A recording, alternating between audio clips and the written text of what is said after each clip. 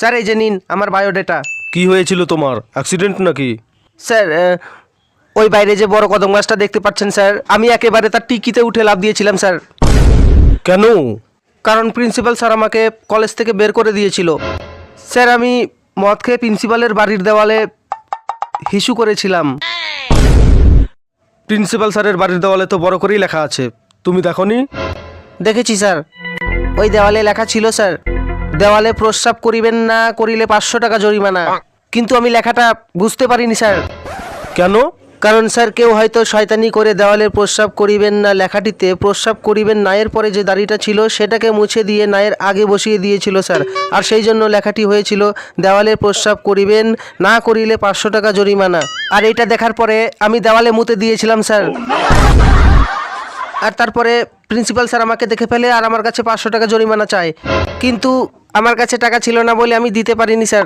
আর সেই জন্য principal sir আমাকে পেচ্ছাপের মধ্যে আমার মুখ ঠেসে ধরেছিল, তারপর আমাকে দিয়ে সেই মুখ পরিষ্কার করিয়েছিল। দেখো আমরা তোমার দুঃখ কষ্ট ও ট্যালেন্টের কথা সবই শুনলাম। দেখো আমাদের এই কোম্পানিতে চাকরি করার জন্য কিছু ট্যালেন্টেড পোলাপানের দরকার। তোমার মধ্যে যদি কোনো ট্যালেন্ট থাকে তো বলো। যদি তুমি আমাদের কাছে এটা প্রমাণ করতে পারো যে তোমার মধ্যেও কিছু এক্সট্রা ট্যালেন্ট আছে তো তোমার চাকরি হতে পারে।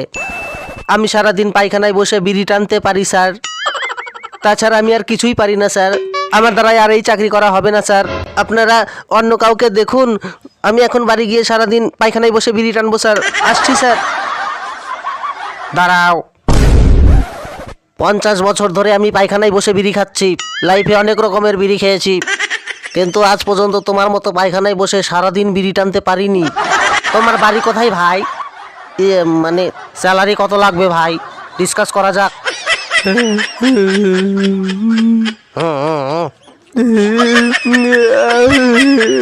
Thank you sir, thank you.